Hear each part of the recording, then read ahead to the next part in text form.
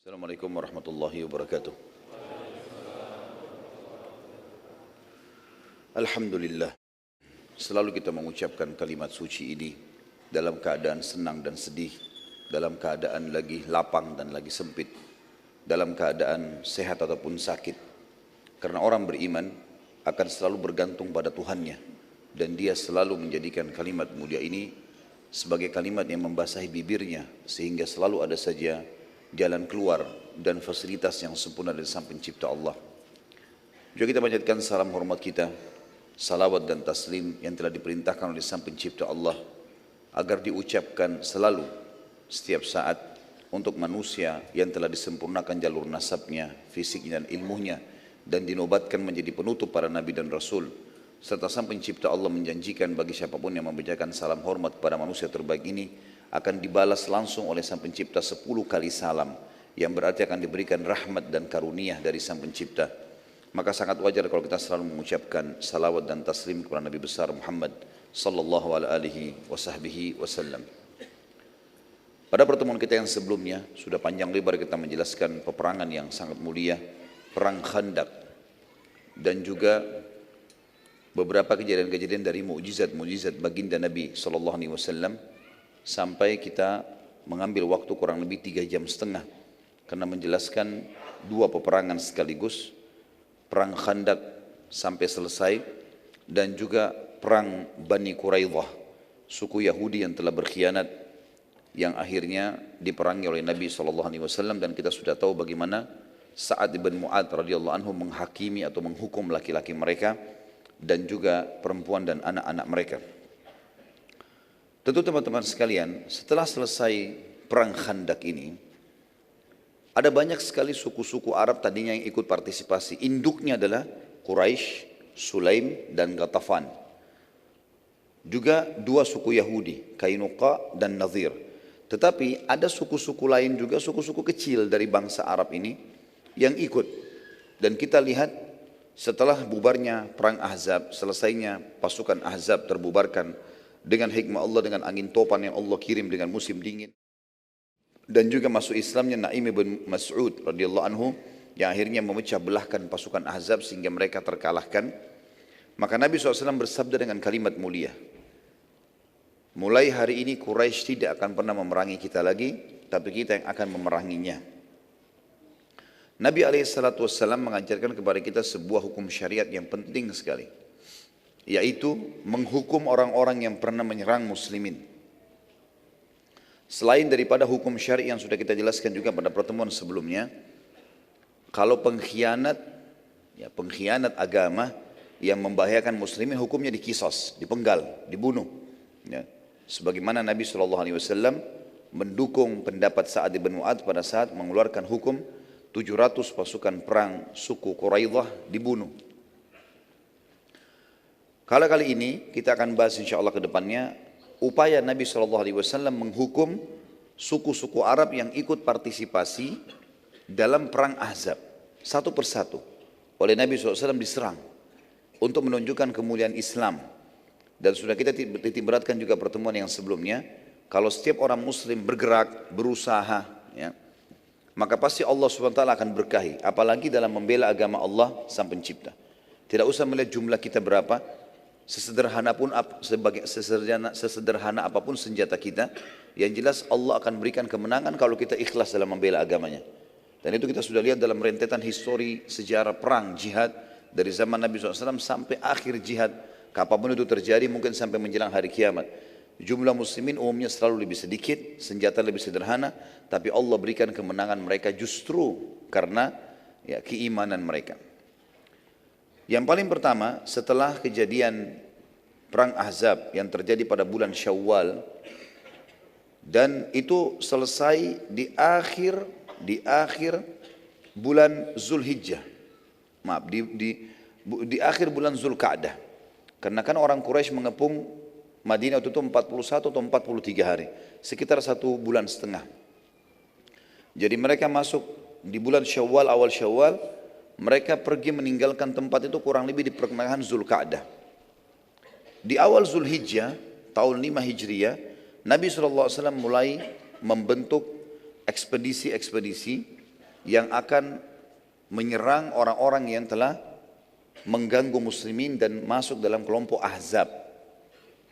Yang pertama adalah Nabi SAW menyuruh kaum muslimin untuk membunuh seorang pimpinan Yahudi dari suku Nadir selain Huyai bin Akhtab. Huyai bin Akhtab sempat terbunuh. Kita sudah bahas pada pertemuan sebelumnya. Tapi ada satu lagi namanya Salam bin Abi Huqaiq atau julukannya Abu Rafi'. Orang ini termasuk otak bersama dengan sahabatnya Huyai bin Akhtab untuk membentuk pasukan Ahzab sehingga diseranglah Madinah pada saat itu. Maka Huyai bin Akhtab sudah mati, temannya dia. Tinggal dia ini yang harus dibunuh karena dia menjadi otaknya. Dan Abu Rafi' ini punya banyak keburukan. Sebelum terjadi perang Ahzab pun, setiap kali dia mendapatkan ada suku Arab yang siap dibayar, yang penting kacauin Madinah, ganggu muslimin, penyair-penyair yang bisa merusak nama Nabi SAW, melantunkan syair yang menghina Islam, atau ada penari-penari perempuan yang bisa menari lalu menghina dengan tariannya, dengan lagunya, dengan lantunan lagunya muslimin, maka dibiayai oleh orang ini. Maka Nabi SAW di bulan Zulhijjah, di awal Zulhijjah, tahun 5 Hijriah, tepatnya di tahun yang sama terjadi perang Khandaq atau perang Ahzab, beliau bersabda kepada para sahabat, siapakah yang bisa menyelesaikan urusannya Abu Rafi'? Salam tadi bin Huqaiq. Maka ada dua riwayat Bukhari menjelaskan kepada kita. Tentu teman-teman sekalian, ada satu juga kepala Yahudi namanya Ka'ab bin Ashraf. Orang ini telah dibunuh oleh orang-orang Aus, suku Aus. Nabi SAW juga pernah suruh bunuh Ka'ab bin Ashraf ini. Dan dibunuh oleh orang-orang Aus. Berhasil. Dan ternyata betul, setelah mati kepala-kepala suku atau pemimpin-pemimpin kelompok-kelompok atau gerombolan yang buruk ini, maka semua bawahannya berhenti untuk menyerang. Tidak lagi menyebarkan masalah untuk muslimin.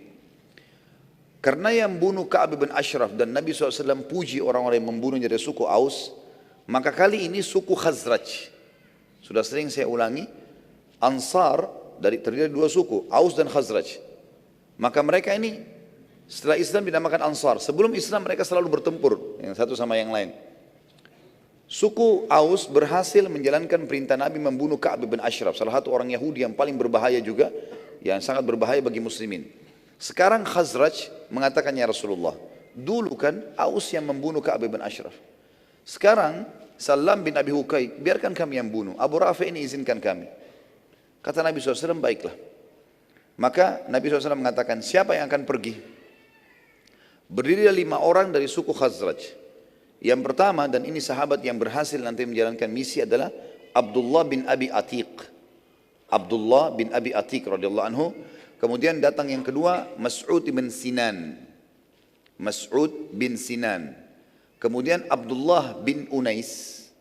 Abdullah bin Unais. Kemudian Abu Qatadah Al-Harith bin Rabi'. Abu Qatadah Al-Harith bin Rabi'. Nanti saya akan ulangi namanya. Kemudian ada satu orang bukan dari Khazraj tapi sekutunya Khazraj. Ada satu suku yang suku Arab ini sekutunya Khazraj. Satu orang dari mereka ikut namanya Khuza'ah atau Khuzai bin Aswad. Khuzai bin Aswad. Jadi 4 orang murni dari suku Khazraj, Abdullah bin Abi Atiq, kemudian Mas'ud bin Sinan, kemudian Abdullah bin Unais, kemudian Abu Qatadah Al-Harith bin Rabi'. Jadi 4 orang ini dari suku Khazraj, Abdullah bin Abi Atiq, Mas'ud bin Sinan, Abdullah bin Unais, dan Abu Qatadah Al-Harith bin Rabi'. Lalu didukung dengan satu orang sekutunya Khazraj bernama Khuza'ah atau Khuzai bin Aswad. Abdullah bin Abi Atiq ditunjuk oleh Nabi SAW untuk menjadi pimpinan ekspedisi ini. Jalankan. Rasulullah SAW menitip pesan kepada mereka. Ingat, tugas kalian membunuh Salam bin Abi Huqaiq saja. Tidak boleh bunuh perempuan, tidak boleh bunuh orang lain, tidak boleh rusak fasilitas umum, apa saja. Jangan buat kerusakan. Targetnya satu orang itu. Terbunuh, sudah selesai tugas kalian. Pada saat itu kebetulan Salam bin Abi Huqaiq, karena dia dari suku Nadir, dan mereka sudah dikeluarkan oleh Nabi SAW dari Madinah, mereka bertempat di Khaybar. Khaybar sebuah kota yang besar, bahkan Khaybar pada saat itu lebih besar dari kota Madinah. Banyak sekali di situ orang Yahudi yang tinggal, dua suku, dan mereka berkembang biak, serta juga ya mereka memiliki perkebunan yang sangat besar sebagaimana nanti kita akan lihat dan kita bahas panjang lebar di perang Khaybar. Masuklah pada saat itu kelima orang sahabat ini dan mereka memantau pada saat sudah masuk ke dalam benteng, mereka memantau rumah-rumah penduduk, menunggu sampai rumah penduduk semuanya sudah tertutup di malam hari. Sudah dipadamkan lampu-lampu mereka, kalau zaman sekarang, zaman dulu dipadamkan api-api mereka, sumbu-sumbu api mereka. Kemudian pergilah kelima orang sahabat ini mengetuk rumahnya Abu Rafi'. Setelah mengetuk, istrinya membuka. Lalu istrinya bertanya, karena ini Abu Rafi' kepala suku. Biasanya kepala suku atau raja itu, Salam bin Abi Hukak ini, dia sering membantu orang, royal, dermawan lah, gitu ya, supaya namanya harum di tengah-tengah masyarakat. Maka istrinya mengatakan untuk buka pintu, siapa kalian ini? Kepada 5 orang sahabat ini. Mereka bilang, kami adalah orang-orang kafilah Arab yang sedang membutuhkan bantuan bekal makanan. Maka berkatalah istrinya Salam, masuklah, temui suami saya. Maksudnya disuruh masuk ke ruang tamu gitu. Maka pada saat mereka masuk ke ruang tamu, sempat salah seorang sahabat bertanya, rumah ini seperti apa? Ditanya kepada istrinya, si Salam. Oh ini kamar saya, ini gini. Dia polos menyampaikan begitu saja. Maka para sahabat tahu di mana kamar tidurnya Salam. Tiba-tiba tanpa pakai menunggu, ada satu orang sahabat menunggu di pintu utama rumah untuk menjaga istrinya Salam supaya tidak keluar, melaporkan kepada orang Yahudi. Kemudian yang 4 masuk ke dalam kamar tidurnya. Dan mereka mengatakan di dalam hadis Bukhari, kami demi Allah menemukan kamar Salam sangat gelap dan kami tidak bisa melihatnya kecuali karena memang kulitnya sangat putih. Jadi orangnya sangat putih dan gagah sekali. Saking putihnya sampai kami melihat dia di posisi tempat tidurnya seperti kain putih yang sedang digantung di sebuah tembok yang hitam.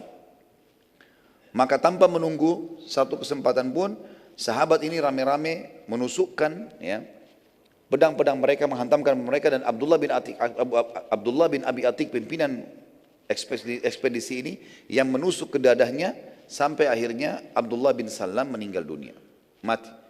Istrinya sempat menangis, teriak-teriak. Lalu sahabat yang depan pintu hampir melepaskan pedangnya, tapi dia mengingat pesan Nabi SAW tidak boleh bunuh wanita. Maka kelimanya pun akhirnya keluar dari rumah Salam, kemudian melarikan diri pulang ke Madinah dan berhasil melakukan ekspedisi ini. Dalam riwayat Bukhari yang lain diceritakan, Nabi SAW selesai sholat 5 waktu di masjid. Tidak disebutkan tentu sholatnya sholat apa di sini. Yang jelas dari salah satu dari 5 waktu sholat wajib. Nabi SAW berkata, siapa yang akan menyelesaikan urusannya Abu Rafi' untukku? Abu Rafi' untukku. Abdullah bin Abi Atik mengatakan, ini tentu versi yang berbeda, tapi sama, kasusnya adalah membunuh Salam bin Abi Hukaik. Kata Abdullah bin Abi Atik, saya Rasulullah, saya akan membunuhnya. Kata Nabi SAW, pergilah dan bawalah beberapa teman-temanmu. Maka pergilah mereka dan berlima tadi orang ini, pergi. Mereka pergi sampai mereka mendekati benteng Khaybar dan tahu ini adalah bentengnya Salam atau Abu Rafi'. Mereka pun menunggu di luar dan mereka menunggu, mendengar, mencari informasi, mendengar di sekitar benteng. Ada suara yang menyebutkan Abu Rafi', Abu Rafi', sampai mereka mengetahui ini adalah rumahnya Abu Rafi'. Dan dalam riwayat ini dijelaskan agak berbeda. Rumah Abu Rafi' 2 lantai dan Abu Rafi' ada di atas, serta di sebelah kamar dia ada beberapa kamar pengawalnya. Mereka pun mendengarkan suara Abu Rafi', Abu Rafi'. Maka mereka tahu ini adalah kamarnya. Kata 4 orang sahabatnya Abdullah bin Abi Atik tadi, radhiyallahu anhu ajma'in, bagaimana? Kami mau istirahat dulu, sudah malam. Mungkin besok kita pikirkan bagaimana cara menyerang. Kata Abdullah radhiyallahu anhu, silakan, kalian istirahat saja. Kalau saya mau cari celah, mungkin ada celah yang bisa kita masuk malam ini dan kita membunuhnya, selesai misi kita. Maka keempat orang istirahat. Ada hutan, semacam pembohonan, kebun-kebun kurma di luar benteng Khaybar. Mereka istirahat di situ. Abdullah bin Abi Atik tunggu depan gerbang sambil memikirkan bagaimana caranya bisa masuk ke tempatnya Abu Rafi' ini. Dengan hikmah Allah, pada saat itu tiba-tiba terdengar gemuruh dalam benteng dan suara, karena mereka menggunakan bahasa Arab orang-orang Yahudi ini, karena mereka berbau dengan orang Arab sebagaimana saya jelaskan pertemuan yang lalu. Maka mereka mengatakan, untahnya raja kita Abu Rafi' sedang hilang. Untahnya Abu Rafi' sedang hilang. Maka berbondong-bondong masyarakat dalam benteng itu keluar. Jumlahnya banyak. Anak kecil, perempuan, laki-laki, orang tua, masih orang muda, semuanya pada keluar. Pegang obor. Tujuannya untuk mencari ya, untanya Abu Rafi'. Kata Abdullah bin Abi Atiq, saya temukan di pintu gerbang ada 2 atau 4 orang penjaga sangat jeli. Dia menghafal wajahnya orang-orang yang tinggal dalam benteng. Dia menghafal wajahnya orang-orang yang dalam benteng. Maka dia tahu kalau ini pendatang. Kata Abdullah, saya tidak temukan kesempatan untuk masuk ke dalam benteng lebih tepat daripada sekarang. Karena lagi ramai. Dia bilang, saya tutup wajah saya.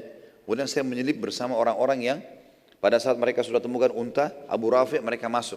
Lalu saya dengarkan di telinga saya di kiri kanan pintu gerbang ini, penjaga mengatakan, cepatlah, cepatlah, jangan ada penyelip yang masuk. Kata Abdullah, saya pun masuk. Begitu orang-orang pada masuk, saya temukan ada di dekat pintu gerbang kandang keledai. Dan hewan keledai ini, semoga Allah muliakan kita tentunya. Kandang keledai ini, teman-teman sekalian, saya bahasakan ini, semoga Allah muliakan. Kita kalau menyebutkan nama hewan, ya, tempat kotoran, kita lebih baik mengatakan semoga Allah memuliakan kita. Doa agar Allah SWT memuliakan tidak menjadi seperti tempat-tempat. Dan kita tahu keledai ini adalah hewan yang disebutkan dalam Al-Quran. Suaranya sangat mungkar. Ya. Dan haram dimakan kalau keledai yang hidup bersama manusia. Walaupun dia tidak bertaring. Maka yang terjadi teman-teman sekalian, kata Abdullah bin Abi Atiq, saya masuk ke kandang keledai. Dan keledai ini hewan yang sangat diam. Bahkan Allah SWT sebutkan juga dalam salah satu ayat yang lain, diberikan ibarat keledai itu, ya, kalau ada orang-orang yang pintar, orang yang belajar agama, tapi dia tidak mengamalkan ilmunya, seperti keledai yang memikul buku, maka tidak ada manfaatnya sama sekali. Yang jelas keledai ini, sifatnya salah satunya adalah dia tidak bergerak, dia tidak pusing. Ada siapa di sebelahnya, ada bahaya atau enggak, seperti itulah. Abdullah bin Abi Atiq mengatakan, tepat saya berada di sebelah keledai tersebut, sampai seluruh penduduk benteng sudah masuk, saya lihat sudah aman, sunyi, penjaga pun gerbang sudah mencantolkan ya, penutupnya. Mereka pun pergi istirahat karena setiap hari selalu mereka merasa aman. Tidak sangka kalau malam itu akan ada masalah.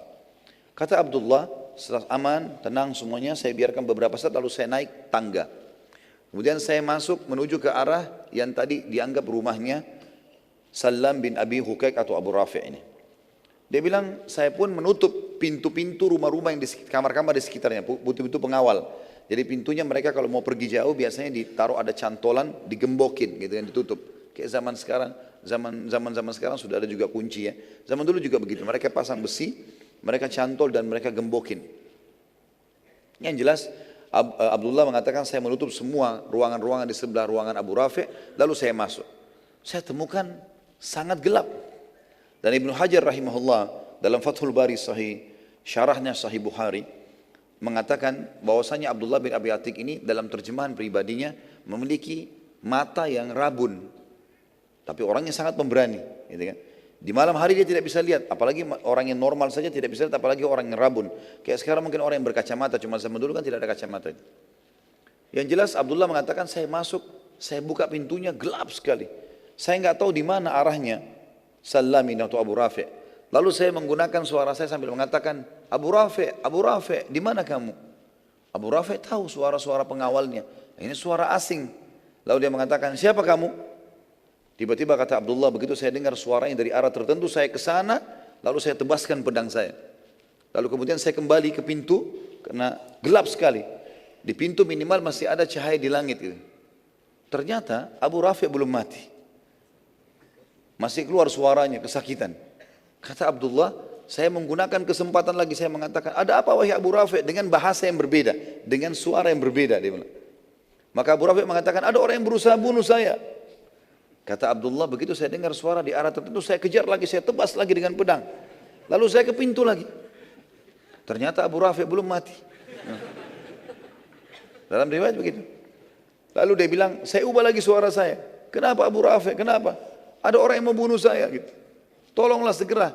Kata Abdullah, begitu saya tahu arah suara, saya ke sana, lalu saya tancapkan pedang di dadanya sampai saya dengar tulang belakangnya bunyi. Setelah itu dia bilang, saya pun memastikan kalau dia mati. Lalu saya keluar, karena sudah tidak ada suara. Dia bilang saya turun dari tangga. Waktu saya turun dari tangga, saking buru-burunya dan anak tangga turun itu kecil, saya sempat terjatuh dan tulang kering saya, tulang kering di depan betis itu patah dia bilang. Maka saya pun mengikatnya dengan imamah saya, lalu saya berjalan dengan satu kaki. Tadi sebelum dia naik tangga, pintu gerbang sempat dibuka sama dia dan dicantolin sedikit batu. Maka dia mudah sekarang buka lalu dia pergi. Begitu dia masuk ke tengah hutan, di tempat perkebunan, di terbunan kurma, teman-temannya dibangunin sama dia, lalu bangun. Dia mengatakan, ada apa wahai Abdullah? Abdullah bin Abi Atik mengatakan, radhiyallahu anhu majma'in, Allah sudah membunuh musuhnya. Kata mereka, bagaimana ceritanya? Dia bilang, tadi ceritanya saya begini, saya masuk, saya seterusnya, terus ditidakkan dari awal sampai akhir. Lalu kata mereka, kalau begitu kita pulang ke Madinah malam ini, sampaikan kepada Nabi SAW. Kata Abdullah, dan ini sifat orang mukmin, dia ditugaskan, dia selesaikan. Kata dia, kalian baliklah kalau kalian mau balik. Tapi saya tidak akan balik sampai demi Allah saya pastikan musuh Allah ini mati. Dan tradisi orang-orang Yahudi pada saat itu kalau ada raja mereka atau kepala suku mati, di benteng-benteng mereka di pojok-pojok itu ada kayak menara, di situ mereka teriak-teriak mengatakan si fulan mati, si fulan mati. Datanglah ke rumahnya, ya, yang punya hak silakan diambil dan seterusnya. Maka pada saat itu dia bilang, saya menunggu sampai menjelang waktu subuh, saya sholat subuh dan mulai pada saat mulai agak terang, kata Abdullah bin Abi Atik, teman-teman sudah pulang semua ke Madinah. Dia bilang begitu saya tiba pagi hari saya dengarkan orang-orang Yahudi di atas benteng sambil teriak mengatakan, ya, terimalah berita sedih karena Abu Rafi' raja kita sudah mati dibunuh orang, entah siapa. Dan siapa yang punya hak silakan datang ke rumahnya. Disebutkanlah seperti itu. Maka Abdullah mengatakan, alhamdulillah saya sudah memastikan kalau tugas saya selesai. Maka dia bilang saya pun pulang ke Madinah, menyusul teman-teman saya. Teman-temannya tunggu di pintu gerbang Madinah, ketemulah. Tentu Khaybar lumayan cukup jauh, butuh waktu lama. Begitu ketemu di pintu gerbang, lalu mereka sama-sama masuk. Pada saat mereka bertemu dengan Nabi SAW menyampaikan berita gembira. Begini ya Rasulullah ceritanya. Maka Nabi SAW mengatakan, alhamdulillah yang telah membinasakan musuhnya, gitu kan. Kemudian Abdullah bin Abi Atik mengatakan, tapi ya Rasulullah kaki saya patah. Saya begini ceritanya, jalan di tangga jatuh, patah tulang saya. Kata Nabi SAW, luruskan kakimu. Diluruskan, lalu baginda Nabi SAW meludahinya. Mendoakan dan meludahinya, kemudian Abdullah bin Abi Atik mengatakan, tiba-tiba saya bisa loncat seperti kaki saya tidak pernah patah sebelumnya. Tapi ini ingat, ludahnya siapa? Nabi alaihi salatu wassalam. Ya. Ya ini perlu dikasih bawahi karena banyak orang jual ludahnya, ya. La haula wala quwata illa billah. Ludahin air tiba-tiba dijual, ya. Maka ini perlu digarisbawahi teman-teman sekalian. Dan ini kisah tentang ekspedisi tadi Abdullah bin Abi Atiq di bulan Zulhijjah tahun 5 Hijriah. Di bulan Muharram tahun 6 Hijriah, tepatnya 1 bulan setelah itu, Nabi SAW mengirim sahabatnya yang bernama Muhammad bin Maslamah radhiyallahu anhu. Dan sebenarnya Nabi SAW sekarang sudah targetnya Mekah ini. Targetnya sekarang sudah Mekah. Tapi sebelum menguasai Mekah dan menyerang Mekah, beliau ingin menyisir wilayah di sekitar situ. Semua nanti wilayah yang akan dilewati oleh Nabi SAW untuk ke Mekah itu sudah aman. Termasuk sekalian menghukum suku-suku Arab yang ikut-ikutan pada perang Ahzab. Setelah kematian Abu Rafi', Nabi SAW mengutus ekspedisi pertama lagi setelah perang Ahzab dan juga suku Quraidah yang dipimpin oleh Muhammad bin Maslamah, dan kekuatannya sebenarnya tidak besar, cuma 30 orang saja. Ekspedisi ini menuju ke wilayah Bani Qirtha di daerah Dariyah atau Dariyah. Ini di wilayah Najd, tepatnya di Bakarat, ya. Jarak Madinah kurang lebih jarak tempuh 7 malam perjalanan. Pasukan melewati Bani Bakar bin Kilab, jarak perjalanan 10 hari, lalu menyerang mereka. Jadi Nabi SAW menyuruh datang sebenarnya di sini. Perjalanan targetnya adalah 7 hari perjalanan, tapi suku ini terbentang sampai perjalanan 3 hari saking besarnya. Namanya Bani Bakar. Bani Bakar ini juga ikut partisipasi di perang Ahzab, juga mengirim bantuan makanan, bantuan unta, mengirim sedikit pasukan bersama orang-orang Quraisy dan Yahudi pada saat itu. Maka Muhammad bin Maslamah berhasil menyerang mereka tanpa mereka sadari, walaupun cuma 30 orang, tapi Muhammad bin Maslamah menyerang selepas sholat subuh, di waktu masih gelap, dan berhasil pada saat itu menang, dan mendapatkan ghanimah karena suku ini buyar semuanya, melarikan diri bubar, kemudian mereka mendapatkan 100 ekor unta dan 3.000 ekor domba sebagai ghanimah. Pada saat kembali ke Madinah, Muhammad bin Maslamah bersama pasukannya menemukan seseorang yang mereka tawan karena mereka kira ini bagian daripada suku Bakr. Saat tiba di Madinah, Nabi SAW menyambut dengan berita gembira, ternyata mereka menang, bawa ghanimah. Dan Muhammad bin Maslamah juga menunjukkan kalau ada beberapa tawanan yang kami bawa. Waktu Nabi SAW mengecek tawanan-tawanan, Nabi SAW terkejut karena melihat di tawanan ternyata ada Thumama bin Gusal. Thumama bin Gusal ini teman-teman sekalian adalah orang tadi yang ditemukan oleh Muhammad bin Maslamah di jalanan. Tadinya dikirain dari suku Bakar, ternyata bukan, orang kebetulan lewat.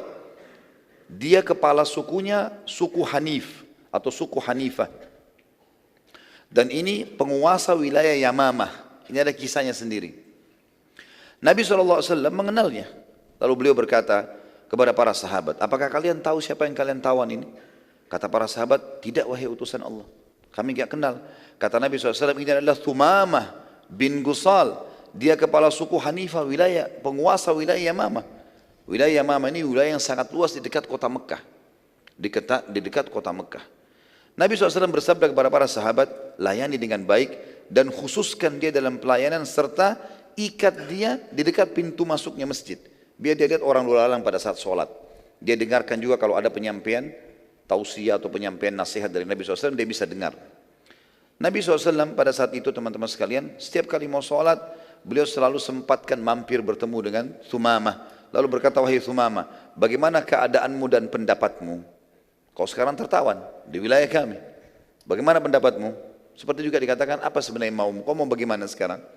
Kata Thumamah, wahai Muhammad, bila engkau membunuh, maksudnya kau bunuh aku gara-gara tawanan ini, maka engkau membunuh seseorang yang memiliki banyak darah yang siap terkorban untuknya. Maksudnya sukuku besar. Wilayah Yamamah kamu tahu, pasti mereka akan menyerang Madinah. Bila engkau memaafkan, maka engkau memaafkan seseorang yang sangat tahu bagaimana berterima kasih. Apa yang kau minta saya akan kasih. Bila engkau menginginkan harta, sebutkan saja semaumu, maka engkau akan mendapatkannya. Nabi SAW meninggalkan, tidak ngomong apa-apa, mimpin sholat. Dari pagi sampai malam, besok lagi, hari keduanya. Jadi subuh, maghrib, isya jadi targetnya Nabi SAW. Didengarkan ayat-ayat Al-Quran, karena dia orang Arab, mengerti. Di hari kedua Nabi SAW lewat lagi. Pada saat mau sholat subuh, mampir lagi. Lalu bertanya, bagaimana keadaanmu hai Thumamah? Bagaimana pendapatmu? Dia ulangi kalimat yang sama. Wahai Muhammad, bila engkau membunuh, engkau telah membunuh orang yang banyak darah siap terkorbankan untuknya. Bila kau memaafkan, engkau telah memaafkan seseorang yang sangat tahu bagaimana berterima kasih. Bila engkau menginginkan harta, sebutkan saja, maka engkau akan mendapatkannya. Nabi SAW tinggalkan di hari kedua. Kemudian Thumamah melihat, mendengarkan ayat Al-Quran, melihat bagaimana para sahabat pada saat pulang, mereka berpelukan, mereka salaman, saling menanyakan kabar. Dan yang paling membuat dia kagum adalah bagaimana muamalahnya sahabat dengan para tawanan. Thumamah kepala suku, dia tahu bagaimana berperang, bagaimana orang kalau jadi tawanan. Enggak pernah diurus makanannya, enggak pernah dikasih minuman, dibiarin saja mati, bahkan kadang-kadang digebukin, dirampas hartanya secara paksa. Thumamah tidak sama sekali. Bahkan Nabi SAW suruh melayani. Ada seorang sahabat yang sempat menyuapkan dia roti, memegang kurma di tangan kirinya, roti di tangan kanannya. Lalu sahabat ini menyodorkan ke mulutnya Thumamah roti itu, bukan kurma kering. Dia kaget, belum pernah ada orang begini sama tawanan. Dan pada saat jatuh dari mulutnya, sahabat itu tahan, lalu dimasukkan lagi kembali. Padahal dia tidak ada hubungannya sama Thumamah, cuma mendengarkan sabda Nabi SAW suruh berbuat baik pada tawanan. Hari ketiga Nabi SAW lewat lagi lalu mengucapkan lagi, wahai Thumamah, bagaimana pendapatmu? Maka Thumamah mengucapkan lagi hal yang sama. Wahai Muhammad, bila kau membunuh, kau bunuh aku, maka kau telah membunuh orang yang banyak darah siap berkorban untuknya. Bila kau memaafkan orang yang sangat tahu bagaimana berterima kasih. Bila kau mau harta, sebutkan saja. Tiba-tiba Thumamah kaget teman-teman sekalian pada saat Nabi SAW mengatakan, hai Thumamah, aku telah bebaskan kamu dan aku tidak butuh imbalan, pulanglah. Karena targetku bukan kamu, target kami suku Bakr. Suku kamu Hanifah tidak ada urusan sama kami. Karena tidak ikut-ikut dalam perang Ahzab. Thumamah kaget pada saat itu. Karena biar bagaimana, dia sudah tawanan. Umumnya orang minimal kalau tidak membunuh minta tebusan. Apalagi di kepala suku bisa bayar berapa saja. Sumama akhirnya keluar dari kota Madinah merenungi kejadian tersebut. Dia mentadaburi ayat-ayat Al-Quran yang dia dengarkan dalam 3 hari. Dia mendengarkan beberapa tausiah Nabi SAW, penyampaian wasiat beliau. Dia melihat bagaimana reaksi para sahabat bermuamalah dengan para tawanan. Bagaimana mereka saling menyapa satu sama yang lain. Dia berpikir ini nggak mungkin salah. Ini pasti agama yang benar. Lalu dia kembali ke Madinah lagi. Kemudian dia mendatangi Nabi SAW. Dia mengatakan, hai Muhammad, bagaimana caranya untuk menganut agamamu? Kata Nabi SAW, ucapkan asyhadu an la ilaha illallah wa anna Muhammad Rasulullah. Sederhana, syahadat. Kata dia, demi Allah wahai Muhammad, saat aku tertawan di sini, tidak ada wajah yang lebih aku benci dari wajahmu, agama dari agamamu, dan negeri lebih dari negerimu. Dan sekarang aku ucapkan asyhadu an la ilaha illallah wa anna Muhammad Rasulullah. Demi Allah wahai utusan Allah, sekarang engkau orang yang paling aku cintai, agamamu adalah agama yang paling aku junjung, dan negerimu negeri yang paling aku rindukan.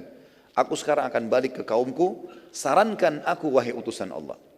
Apakah aku balik ke kaumku atau aku lanjutkan umrah yang telah aku niatkan sebelum tertawan? Jadi ternyata Sumama ini waktu ditawan oleh Muhammad bin Maslamah, dia lagi menuju ke Mekah mau umrah, tapi dengan tradisi jahiliyah, penyembah berhala gitu kan. Ditawan, tadinya Muhammad bin Maslamah mengira dia dari suku Bakar. Kata dia, apakah saya lanjutkan umrah atau saya kembali ke kaum saya?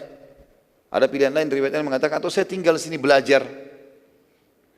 Nabi SAW bersabda pada Sumama, lanjutkan saja umrahmu, tapi sesuai dengan tuntunan Islam. Lalu Sumama mulai bertanya, bagaimana tuntunan Islam? Diajarkanlah. Di antaranya talbiyah yang tidak boleh ditambah dengan talbiyah syirik. Labbaik Allahumma labbaik, labbaik la syarika lak labbaik, innal hamda wan ni'mata lakal mulk la syarika lak. Sampai situ. Ini adalah talbiyah sunnah yang sahih. Ini ajaran Nabi Ibrahim AS, ajaran Nabi Muhammad AS. Tapi orang Quraisy menambahkan kalimat illa syarikan huwalak tamlikuhu wa ma malak. Gitu kan? Artinya tambahannya tentunya ini, kecuali sekutu yang kau miliki. Kita kan kalau baca labbaik Allahumma labbaik, ya Allah aku jawab panggilanmu dengan santun. Labbaik la syarika lak labbaik, aku jawab panggilanmu dengan santun. Maksudnya ke umrah dan haji. Yani, tidak ada sekutu bagimu. Innal hamda wan ni'mata laka wal mulk. Segala puji-pujian untukmu, ya, kerajaan untukmu, semua nikmat milikmu. La syarika lak, tidak ada sekutu bagimu. Orang Quraisy menambah kalimat syirik, illa syarikan huwalak, kecuali sekutu yang kau miliki. Tamlikuhu wa ma malak, engkau menguasainya dan apa yang dia miliki. Ini kalimat syirik, enggak boleh. Nabi SAW meluruskan itu. Kemudian mengajarkan kepada dia tata cara solat, kewajiban di waktu solat, tata caranya, sebagian surah-surah pendek. Lalu Sumama akhirnya mengerti masalah itu.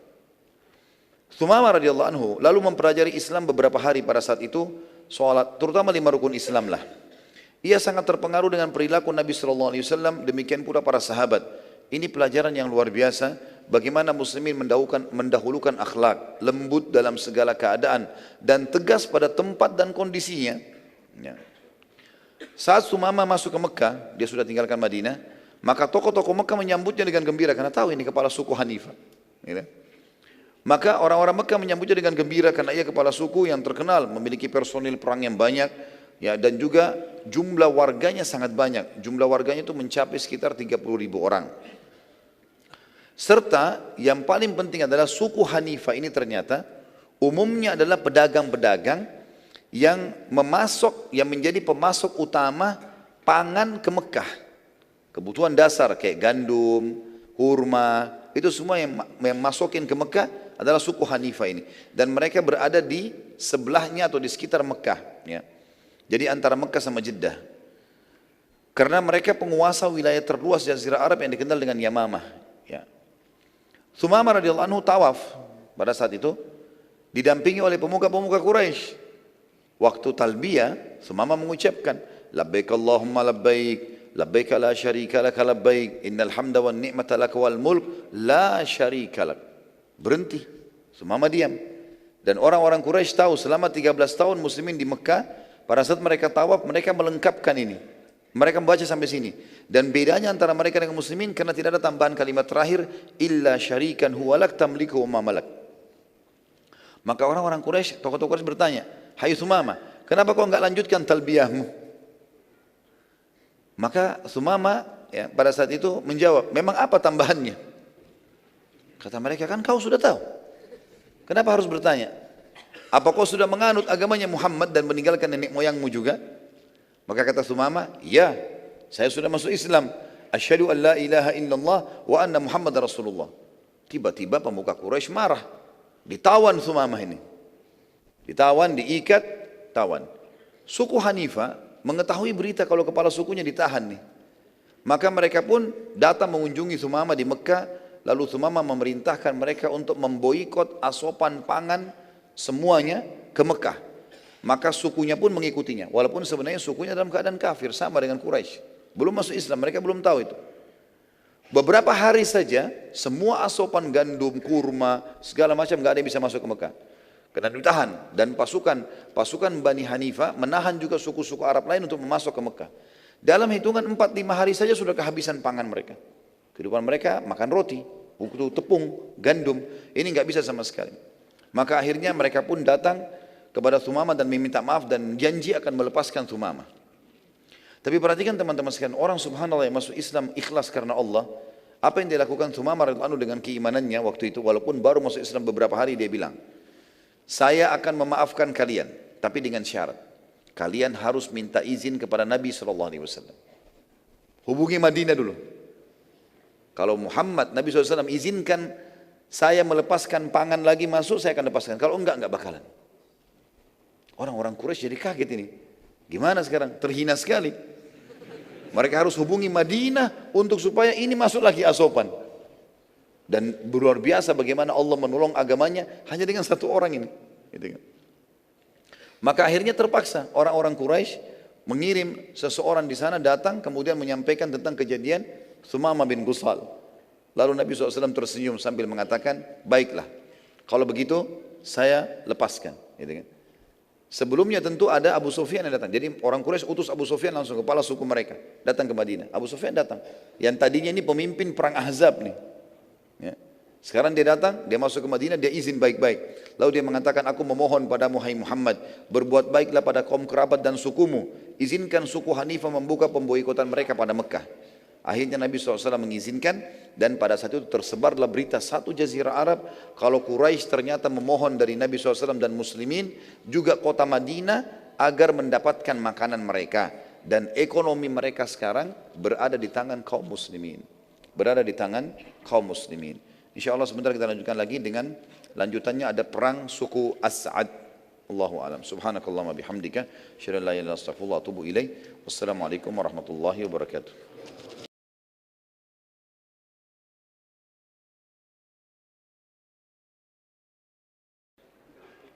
Assalamualaikum warahmatullahi wabarakatuh. Alhamdulillah wassalatu wassalamu ala Rasulillah. Segala puji bagi Allah Subhanahu wa taala, juga salawat dan taslim kepada Nabi besar Muhammad sallallahu alaihi wasallam. Pada bulan Safar tahun 6 Hijriah, Nabi alaihi salatu wassalam mengutus beberapa sahabat untuk menyerang suku As'ad. Dan suku As'ad ini termasuk salah satu suku yang bergabung di pasukan Ahzab. Dan pimpinan mereka bernama Tuwalaihah bin Khuwailid al-Uzdi. Nabi SAW sempat mengutus kepada mereka 40 pasukan kuda dan memilih Uqasha bin Muhsin radhiyallahu anhu agar memerangi mereka. Tentu Uqasha bin Muhsin terkenal dengan keterampilan menunggangi kuda dan pedangnya, dan dia sering dijadikan oleh Nabi SAW pemimpin dalam peperangan. Dan dialah yang sempat hadis yang masyhur waktu Nabi SAW mengatakan 70.000 dari umatku masuk surga tanpa hisab. Lalu kemudian Uqasha mengatakan, doakan saya termasuk salah satu 70.000 itu ya Rasulullah. Kata Nabi SAW, kau termasuk dari 70.000 itu. Dan ada sahabat lain yang mengatakannya, Rasulullah doakan saya juga, kata Nabi, kau telah didahului oleh Uqasha. Ya. Uqasha bin Muhsin radhiyallahu anhu pergi 40 orang. Hal ini Nabi SAW memilih dia karena Uqasha sendiri dari suku As'ad. Ini sukunya dia, tapi sukunya tidak masuk Islam tentunya. Maka pada saat tiba di sana dia sangat tahu seluk-beluknya dan akhirnya dia mengatur strategi perang. Dan ternyata Uqasha berhasil dengan kelihayannya radhiyallahu anhu menyerang suku As'ad. Dan waktu dia menyerang, setelah sholat subuh ternyata di pemukiman kosong. Dan yang ada cuma 10 orang. Dan 10 orang ini berhasil ditawan oleh Ukasha. Ya. Ternyata sudah kosong, tidak ada lagi harta, tidak ada lagi orang, semuanya sudah kosong. Ini semua disebabkan karena suku As'ad telah mendengar kalau muslimin sudah mulai menghukum siapapun yang ikut di perang Ahzab. Karena mereka ketakutan, akhirnya mereka melarikan diri dari pemukiman mereka. Dan mereka buat pemukiman di tempat lain, tapi Allahu alam di mana. Yang jelas salah satu dari tawanan dari 10 itu mengatakan, wahai Ukasha, mau enggak saya menunjukkan kepadamu di mana hartanya suku As'ad. Tapi dengan syarat, kamu lepaskan saya, bebaskan saya. Kata Ukasha, baiklah. Akhirnya jalanlah pasukan muslimin 40 orang ini dengan tawanan tersebut. 10 orang, salah satunya ikut. Semua 10 ikut, tapi yang satu ini di depan menunjukkan jalan. Karena terlalu jauh masuk ke padang pasir ke dalam. Maka Ukasha jadi khawatir. Jangan sampai orang ini menipu. Lalu dia kemudian kembali mengancam si tawanan ini mengatakan, jujurlah atau kepalamu akan aku penggal. Maka orang itu pun mengatakan, percayalah, saya tidak berdusta dan buktikan sendiri. Akhirnya teman-teman sekalian, betul-betul mereka tiba di sebuah lembah, ada gunung besar, dan di belakang gunung itu ada lembah yang agak curam, agak dalam, dan kata dia, di belakang inilah semua harta kami letakkan. Waktu Ukasha ke sana betul-betul ditemukan ternyata betul lembah itu penuh dengan unta, kambing, kemudian harta-harta mereka banyak ditimbun di situ dan suku mereka melarikan diri jauh dari tempat itu. Maka Ukasha pun memenuhi janjinya melepaskan orang tersebut lalu membawa ganimah yang sangat banyak. Dan ini pelajaran juga teman-teman sekalian. Kita kalau lihat pasukan-pasukan Nabi SAW tidak selamanya besar. Jumlahnya selalu kecil saja umumnya. Kebanyakan pasukan-pasukan kecil diutus 30 orang, 10 orang. Tadi kita lihat misalnya waktu membunuh Abu Rafi', Nabi cuma utus 5 orang. Tayammum punya keterampilan. Setelahnya diutus 10 orang. Ini diutus 40 orang. Gitu kan. Dan kita lihat juga nanti ada pasukan Nabi SAW jumlahnya 200 orang. Jadi pasukan tidak terlalu besar sebenarnya. Tapi selalu memang umat Islam memperlihatkan kalau mereka punya kekuatan. Sehingga musuh itu tidak berani untuk mengganggu kaum muslimin sebagaimana keadaan sekarang ini karena umat Islam banyak lalai, akhirnya musuh mau melakukan apa saja itu mereka bisa lakukan. Gitu. Selanjutnya ada peperangan juga, tepatnya di bulan Jumadil Ula, tadi bulan Safar, beberapa bulan setelah itu di bulan Jumadil Ula, Nabi SAW juga memerangi Bani Lihyan, suku Lihyan. Suku Lihyan ini agak berbeda sedikit, mereka tidak ada hubungannya sama perang Ahzab. Tapi kalau teman-teman ingat, pelajaran kita di pekan di bulan yang lalu, ada penjelasan tentang beberapa suku dari Lihyan ini datang pura-pura masuk Islam di Madinah, kemudian mereka meminta beberapa sahabat Nabi penghafal Quran diminta diantar ke sukunya.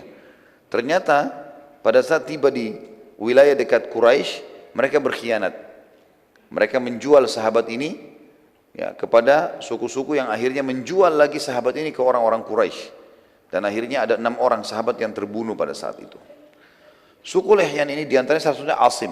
Ya, kalau masih ingat ada kisah Asim radhiyallahu anhu, orang yang pernah dijanjikan oleh keturunannya Bani Abdiddar, ada satu perempuan di Mekah yang mengatakan siapa yang bisa membunuh Asim, karena dia membunuh beberapa orang yang memegang bendera Quraisy di perang Uhud.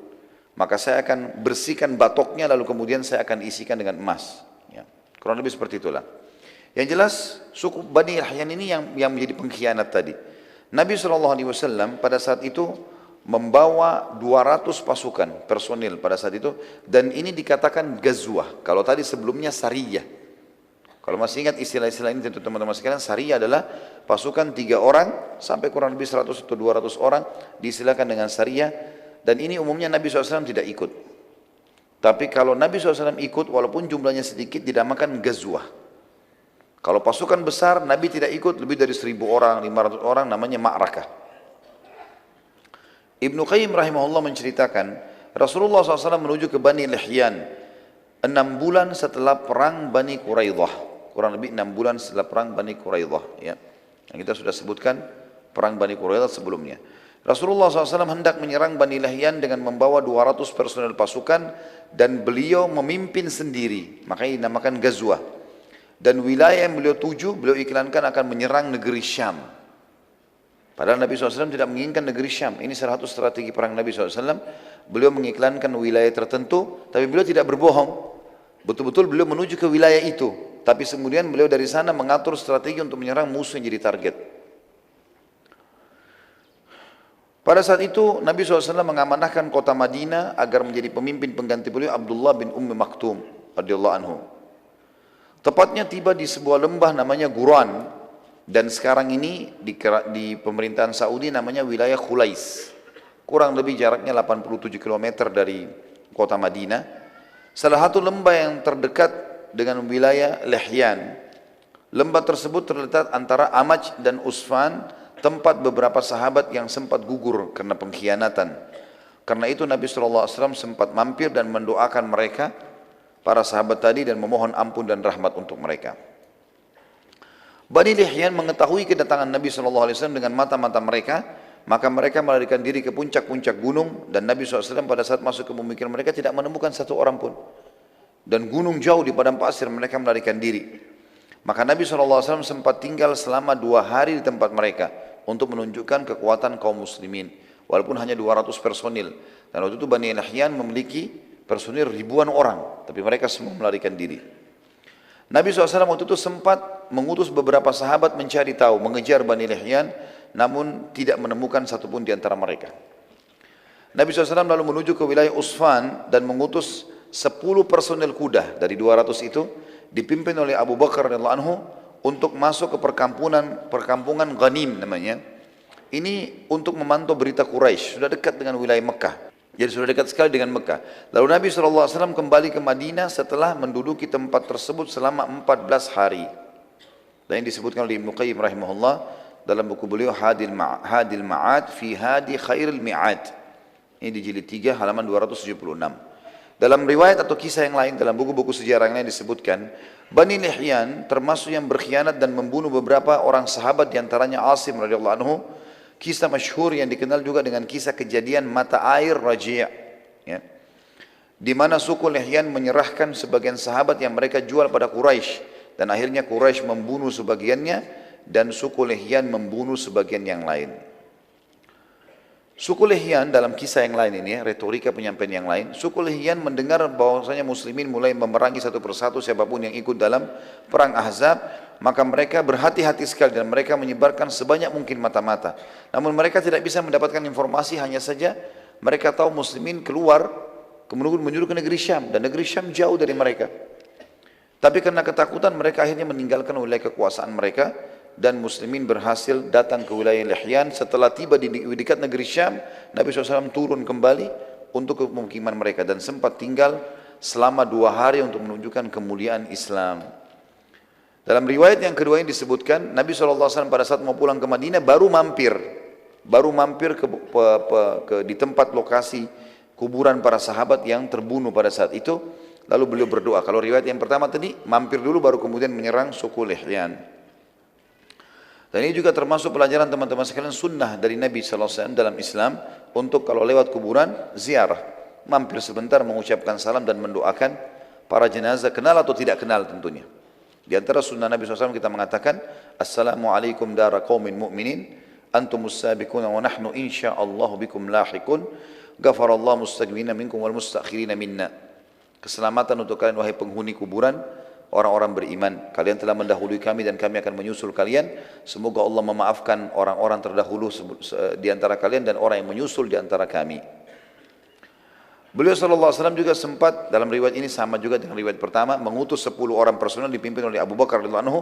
Kalau tadi riwayat pertama menjelaskan cuma sampai ke lembah Ghanim, sudah dekat di wilayah Mekah, tapi belum masuk Mekah. Riwayat kedua menjelaskan Abu Bakar Rasulullah Nabi SAW masuk ke wilayah haram, masuk ke wilayah Mekah, masuk ke wilayah haram, berarti sudah masuk ke Mekah. Tidak buat apa-apa, hanya sekedar menampakkan diri pada Quraisy.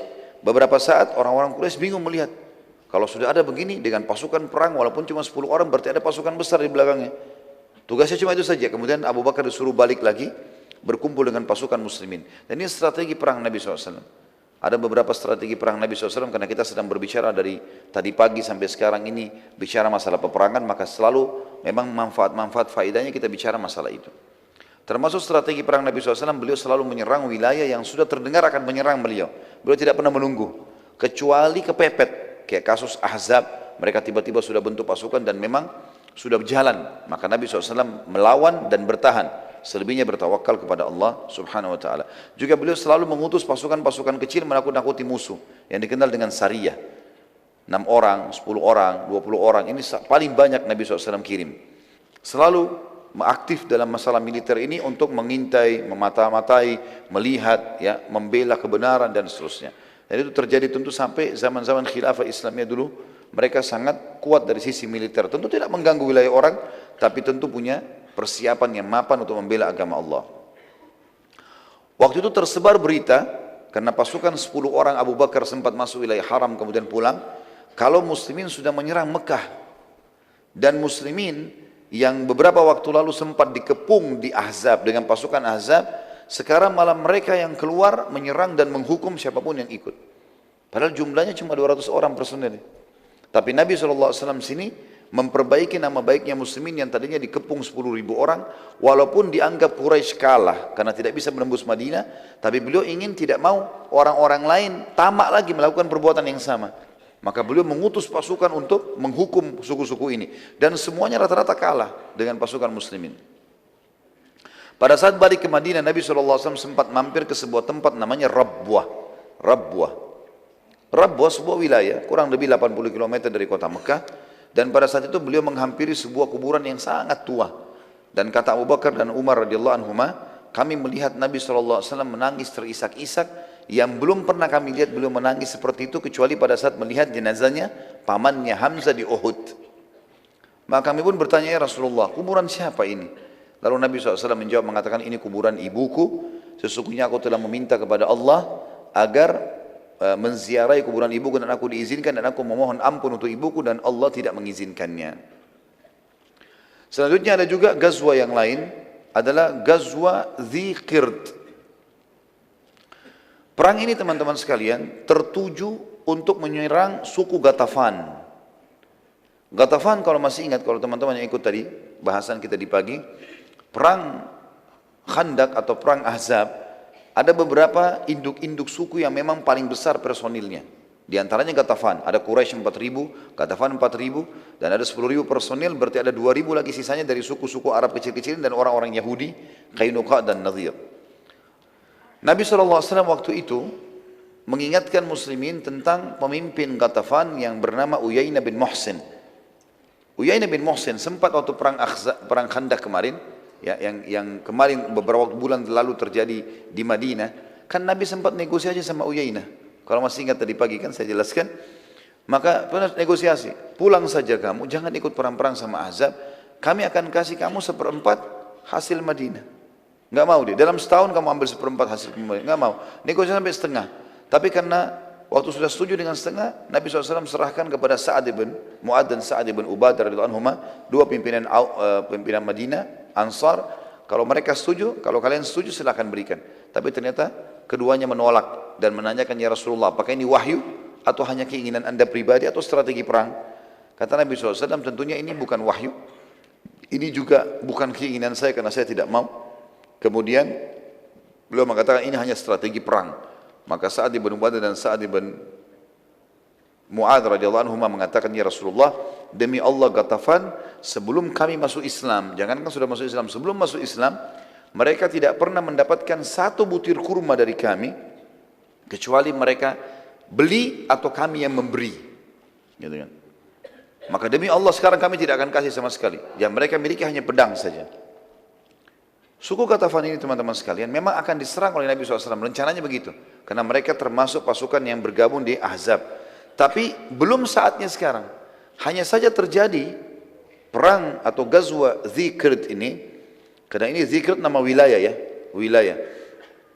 Karena rupanya Uyainah bin Muhsin ini yang diberikan julukan Nabi SAW si bodoh yang dipatuhi, ya, karena dia instruksinya aneh-aneh. Tapi apapun yang dia bilang, 10.000 orang pasukannya siap menyerang, ikut dengan dia. Dia mengutus anaknya yang bernama Khuzarah. Khuzarah ini disuruh serang Madinah. Tapi dia bawa pasukan kecil. Dia cuma bawa pasukan 200-300 orang, gitu kan. Pada saat dia tiba di Madinah, muslimin lagi lalai, muslimin lagi maksudnya tidak ada yang tahu kalau akan ada penyerangan, dan memang dia juga tidak berani untuk masuk ke dalam Madinah. Dia lihat di pinggir kota Madinah ada kebun-kebun kurma, rupanya situ ada petani sahabat sama istrinya lagi di kebun kurma, lagi istirahat mau makan siang. Di sebelahnya ada beberapa ekor unta yang lagi diternak di kandang. Salah satunya adalah kuda dan unta Nabi SAW.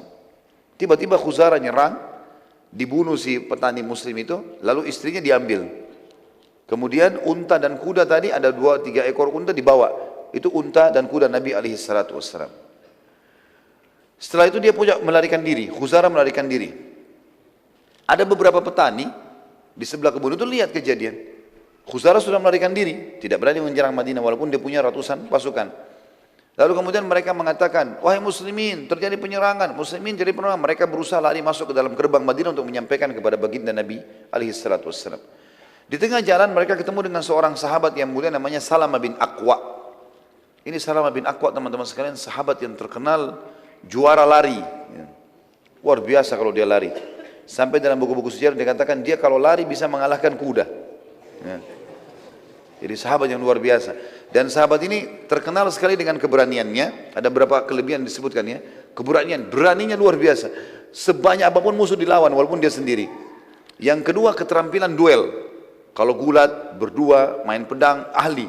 Kemudian juga dia paling hebat kalau berkelahi itu dalam jalan kaki, tidak menggunakan kendaraan, dan dia terkenal dengan kecepatan larinya. Waktu beberapa petani masuk pintu gerbang Madinah, Salamah bin Aqwa lagi lewat, mereka mengatakan, muslimin pengkhianatan, suku Ghatafan datang menyerang. Kata Salamah, di mana mereka? Salamah bin Aqwa. Kata petani, sudah lari. Mereka membunuh satu orang petani dan satu istrinya dibawa lari dan mengambil unta dan kuda Nabi SAW. Maka kata Salamah, baiklah, sampaikan ke Nabi SAW dan aku akan menyusul mereka dengan 2 kakiku ini. Dan betul-betul dalam kisah ini dikatakan Salamah bin Aqwa lari dengan sangat cepat. Padahal pasukannya Khuzarah pakai kuda. Dan berhasil ditemukan. Dia berhasil menemukan pasukan yang 200 orang itu. Salamah bin Aqwa waktu kelihatan dari jauh, Salamah duduk sebentar dilempar anak panah, mengganggu mereka. Anak panah ini jaraknya jauh, bisa 100 meter, 200 meter bisa jangkau kalau orang yang mahir gitu kan. Maka yang terjadi, Khuzarah berhenti. Dia lihat cuma 1 orang. Disuruh serang. Waktu diserang, Salamah punya cara strategi, dia lari ke arah Madinah. Dan dikejar sama kuda nggak bisa ketemu. Karena cepatnya gitu kan. Jadi dia lari-lari nggak bisa dikejar. Kemudian setelah orang-orang ini menganggap, sudah lepas nggak bisa. Mereka kembali, Salamah kembali lagi. Panain lagi mereka. Begitu terus sampai beberapa kali. Akhirnya kata Khuzarah, orang ini punya pasukan di belakangnya nih. Ini orang cuma mau menunda kita nih, bukan mau perang dia. Maka Khuzarah pun akhirnya mengatakan pada pasukannya, kalian semua pulang. Bawa tawanan ini, si perempuan muslimah ini, bawa unta sama kuda ini, biarkan saya, dia dengan adiknya namanya Habib, dan ada 2 orang lagi pasukannya dia, 4 orang nunggu di situ. Pada saat itu teman-teman sekalian, para petani berhasil menyampaikan info kepada Nabi SAW. Tanpa menunggu, Nabi SAW mengutus pasukan 200 orang. Dan 200 orang ini dipimpin oleh Sa'ad ibn Zaid. Sa'ad ibn Zaid radhiyallahu anhu. Beliau mengatakan pada saat itu, jihad wahai muslimin. Terkumpul 200 orang ini, Sa'ad ibn Zaid lalu disuruh oleh Nabi SAW segera nyusul cepat. Lalu kemudian Nabi SAW menunggu pada saat itu sampai akhirnya terkumpul 700 personil kuda lain. Selain 200 tadi ada 700 lagi. Dan Nabi SAW memimpin sendiri 700 itu. Makanya dinamakan Ghazwa. Dinamakan Ghazwa. Salamah bin Aqwa terus saja beradu sama 4 orang ini. Tapi Salamah bin Aqwa berusaha menghindar dari 4 orang ini karena yang dia mau kejar yang banyak tadi, yang ratusan itu. Maka dia berusaha menghindar sampai dia berhasil meloloskan diri dari 4 orang ini. Dia mau mengejar yang 196 orang tadi. Maka yang 4 orang ini tiba-tiba kaget pada saat itu waktu mereka mau kejar Salamah. Rupanya pasukannya Sa'ad yang 200 orang sampai, Sa'ad bin Zaid tadi sampai. Di dalam pasukan ini rupanya Sa'ad mengutus, di dalam pasukan ada 1 orang namanya Abu Qatadah. radhiyallahu anhu, sahabat Nabi yang mulia. Abu Qatadah ini terkenal juga dengan keberanian dan keterampilan perangnya gitu. Dan ini juga pelajaran teman-teman sekalian. Berarti memang para sahabat itu punya keterampilan individual dalam keterampilan perang. Mereka belajar semua, dan ini teman-teman juga perlu belajar bela diri, belajar keterampilan, dan niatnya untuk olahraga dan sekaligus satu waktu kalau dibutuhkan, bukan untuk melakukan pemberontakan atau hal-hal yang buruk. Itu nggak mungkin gitu ya. Umat Islam tidak mengenal itu. Tapi dia tidak boleh juga lalai, nggak boleh dia tidak punya sama sekali kemahiran. Maka yang terjadi adalah Abu Qatadah ini waktu pasukan Sa'ad ya Ibn Zaid sudah tiba di sekitar lokasi, 4 orang ini coba melarikan diri. Abu Qatadah minta izin sama Sa'ad, saya mau kejar 4 orang ini. Kata Sa'ad, silakan kejar. Maka dikejar sama dia, diserang. Serangan ini 1 orang lawan 4 berhasil ditemukan. Waktu mereka mau kejar 4 orang ini, mau kejar Salamah bin Aqwa, tidak ketemu, maka ketemu dengan Abu Qatadah. Terbunuhlah Habib, ya, anaknya Uyainah bin Muhsin. Jadi ada 2 anaknya, Khuzarah dengan Habib. Habib terbunuh. Khuzarah dan 2 orang temannya berhasil lari, pulang, lari ke pemukiman mereka. Waktu itu Abu Qatadah mau mengejar 3 orang ini, tapi ini ada korbannya dia, ada Habib. Habib ini pakai baju kerajaan karena dia anak raja, anaknya Uyainah bin Muhsin, kudanya bagus. Dan dalam Islam kalau orang berhasil duel dan mengalahkan seseorang, berarti apa yang dimiliki kan jadi haknya dia. Tapi Abu Qatadah tidak mau kehilangan 3 orang itu. Maka dia pun membuka jubahnya lalu dipakein di atas badannya Habib yang jadi korban, yang sedang dibaringkan di atas kuda gitu. Waktu itu Abu Qatadah coba mengejar. Ternyata pasukan Sa'ad tiba. Pasukan Sa'ad tiba, bersamaan juga enggak lama kemudian datang pasukan Nabi SAW. Terkumpullah 900 pasukan muslimin. Orang-orang muslim melihat pada saat itu dari jauh, melihat, oh ini bajunya Abu Qatadah. Berarti Abu Qatadah mati. Kata Nabi SAW, bukan. Ini bukan Abu Qatadah, tapi ini adalah Habib, sebagaimana wahyu sampaikan. Korbannya Abu Qatadah. Dan ini adalah milik dia. Dia sengaja meletakkan jubahnya supaya diketahui kalau ini adalah korban dia. Maka akhirnya Nabi SAW pun ya menyatakan pada satu pasukan untuk kembali karena masih dekat dengan Madinah. Sempat Salamah bin Aqwa kembali, ya Abu Qatadah juga kembali ketemu dengan Nabi SAW, lalu Salamah mengatakan, ya Rasulullah, kirimkan bersamaku 100 orang saja. Aku pilih, aku akan kejar mereka ya Rasulullah. Kata Nabi SAW, tidak bisa hai Salamah. Sungguh mereka telah tiba di tempat mereka sebelum kau mendapatkannya. Jadi ada wahyu menyampaikan tidak bisa. Dan ini juga kejelian Nabi SAW karena beliau tahu di suku Ghatafan sangat jauh dari Madinah dan mereka punya 10.000 personil. Nggak mungkin dikalahkan dengan 100 orang. Maka beliau sekarang mengajak para sahabat untuk kembali ke Madinah. Ngatur strategi perang yang lain. Karena Ghatafan belum jadi target sekarang. Belum jadi target. Penutupan dalam perang atau Ghazwa Zikirt ini, ada seorang sahabiat tadi, masih ingat istrinya petani yang diambil jadi tawanan. Tibalah di suku Ghatafan. Sahabat ini punya cerita sendiri. Dia bilang waktu tiba di situ malam hari, suku Ghatafan semuanya pada istirahat. Saya melihat unta Nabi SAW. Ada unta Nabi di situ. Maka saya pun naik di atas unta Nabi. Lalu saya berdoa kepada Allah, ya Allah, aku tidak tahu jalan menuju ke Madinah. Dan aku sedang ditawan oleh musuh-musuhmu. Maka tuntunlah unta ini agar sampai ke Madinah. Kata wanita ini, saya pun naik di atasnya tanpa melihat jalan ke depan. Malam hari, jalan sendiri. Tiba-tiba saja di pagi hari, waktu terang matahari sudah sampai di pintu gerbang Madinah. Gitu. Dengan kuasa Allah, Allah selamatkan dia. Maka setelah sampai ke Madinah, dia mengatakan, bila Allah, waktu sebelum sampai di Madinah lagi perjalanan, dia mengatakan, bila Allah menyelamatkanku, maka aku akan menyembelih unta ini untuk Allah. Sampai di Madinah, perempuan ini sampai langsung masjid Nabi SAW dan menyampaikan, ya Rasulullah, begini kejadiannya. Dan Alhamdulillah Allah selamatkan saya. Tapi saya punya nazar ya Rasulullah. Saya mau, kalau saya selamat, saya mau sembelih unta ini. Kata Nabi SAW, sungguh buruk balasanmu untuk unta ini. Dengan izin Allah dia telah menyelamatkanmu, lalu engkau menyembelihnya. Dari sisi lain, bagaimana bisa engkau menadarkan sesuatu sementara engkau tidak memilikinya? Ini untaku, ini bukan unta kamu. Bagaimana kau nadar mau sembelih? Gitu kan? Akhirnya dari sini juga keluar sebuah hukum syar'i dalam buku fikih kita, tidak boleh bernadar kepada hal yang bukan dimiliki. Hah?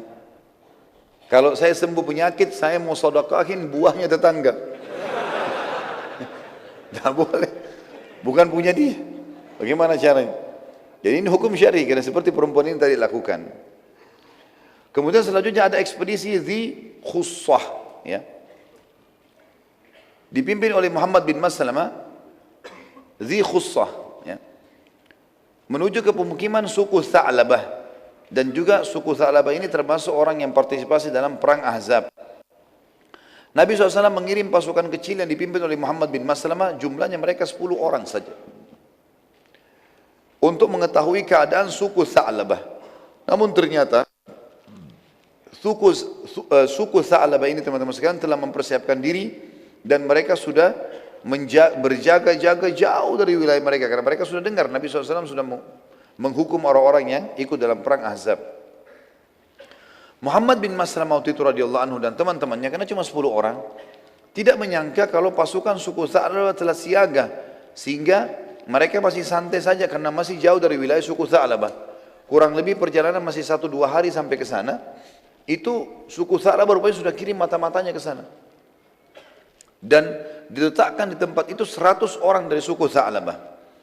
Maka waktu suku Tha'labah melihat Muhammad bin Maslamah dan mengetahui ini adalah pasukan muslimin walaupun 10 orang, maka tiba-tiba mereka menyerang dan semua yang bersama Muhammad bin Maslamah mati, terbunuh 9 orang, dan Muhammad bin Maslamah sendiri yang sempat selamat. Itu pun Muhammad bin Maslamah radhiyallahu anhu terluka parah.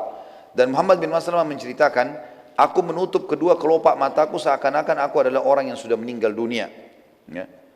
Kemudian mereka pun berusaha menendang, menusukin dengan pedang, memastikan kalau semua sudah mati. Maka terdengarlah suara mereka mengatakan, mereka sudah mati, lalu mereka meninggalkan. Kata Muhammad bin Maslamah, teman-temanku semua sudah mati, terbunuh, mati syahid, kecuali aku yang masih luka parah.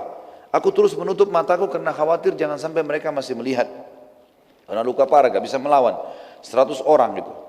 Maka pada saat itu pun dia mengatakan, tiba-tiba aku mendengar ada suara kuda yang mendekat, dan aku terus menutup mataku sampai aku mendengarkan dia mengatakan, inna lillahi wa inna ilaihi raji'un.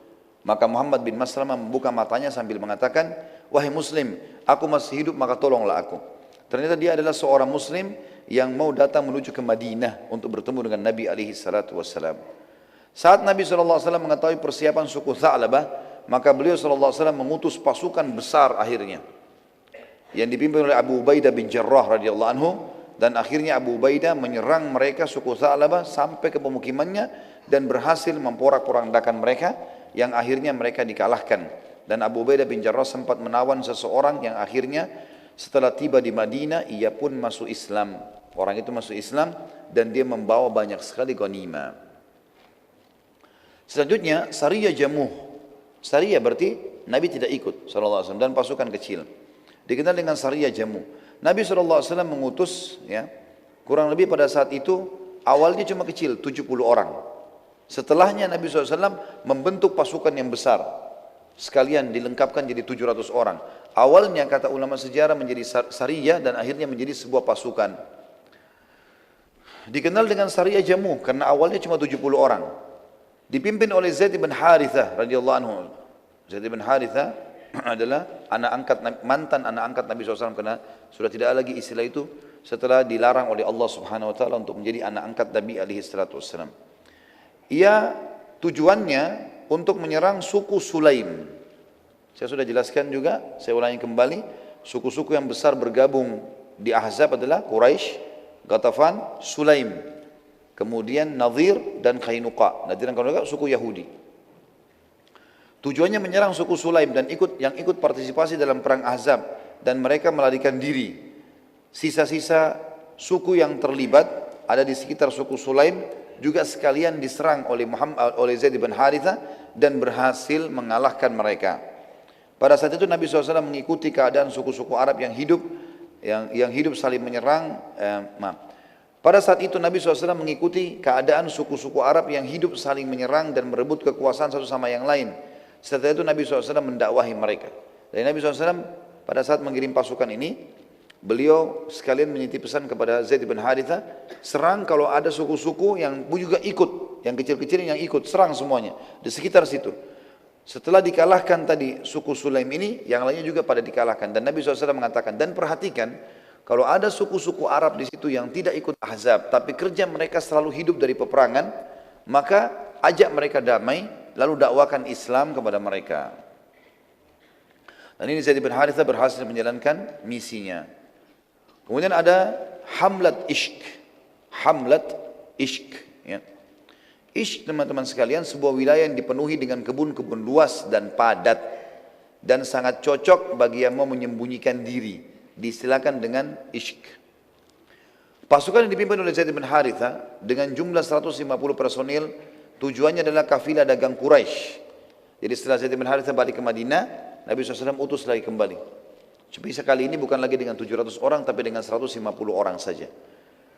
Tujuannya untuk menahan kafilah Quraisy yang lewat di wilayah Ishq. Ishq ini ada dari negeri Syam menuju ke Mekah, lewati Madinah, di antara Madinah sama negeri Syam.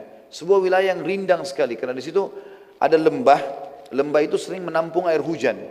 Jadi kalau ada hujan sering menampung, jadi ada mata-mata air, sehingga membuat banyak pohon-pohon tumbuh di situ. Dikenal dengan wilayah Ishq. Pada saat itu teman-teman sekalian, Zaid bin Harithah tujuannya diutus Nabi SAW untuk menahan kafilah Quraisy. Pada saat itu berhasil, kafilah Quraisy lewat diserang oleh Zaid bin Harithah, dan berhasil mengambil kafilah tersebut dan menawan seseorang yang bernama Abul As. Siapa Abul As ini? Ini adalah anak mantu Nabi SAW. Suaminya Zainab radhiyallahu anha. Abul As. Jadi waktu Nabi SAW diutus jadi Nabi di Mekah, anak-anak beliau semua mengikrarkan syahadat, mengikrarkan Islamnya, ya, mengikrarkan kenabian ayahnya. Ya. Maksud saya di sini mengikrarkan kenabian ayahnya. Ya. Maka pada saat itu teman-teman sekalian, satu-satunya kerabat Nabi, maksudnya yang merupakan anak mantu beliau, yang tidak masuk Islam adalah Abul As. Maka Nabi SAW pisahkan dengan Zainab. Dipisahkan. Dan ini sebuah hukum syar'i. Kalau wanita muslimah, nggak boleh sama sekali sentuh oleh laki-laki kafir. Walaupun dasarnya tadinya suami istri. Maka harus dipisahkan terlebih dahulu sampai suaminya masuk Islam. Gitu kan? Hukum syar'inya begitu. Terjadi pada anak Nabi SAW Zainab. Karena Abul As tidak mau masuk Islam, maka Nabi pisahkan. Tapi masih status suami istri. Dipisahkan dalam kata tidak boleh berhubungan biologis di sini. Pada saat Nabi SAW bertakbir untuk sholat, karena dibawa Abul As ini dibawa ke Madinah. Rupanya Abul As ini tahu kalau Zainab ada, dan Zainab belum menikah dengan muslimin. Walaupun sudah sekian tahun pisah. Kan sekarang kasusnya sudah tahun ke-6 Hijriah. Berarti sudah 6 tahun hijrah. Kasus dakwanya Nabi SAW di Mekah 13 tahun. Di awal Islam, tahun pertama masa kenabian, jadi 13 tahun di Mekah, tahun pertamanya Abul As sudah tidak mau masuk Islam. Berarti Abul As sudah pisah sama Zainab lama sekali nih. 13 tahun di Mekah, tambah lagi 6 tahun di Madinah ini. Gitu kan? Sudah lama sekali, belasan tahun. Abul As tahu informasi kalau Zainab belum menikah. Maka dia pun mengirim informasi, minta tolong kepada muslim yang sedang menawannya, menjaganya. Sampaikan kepada Zainab salam saya, dan tolong ya tebus saya. Minta supaya Zainab tebus.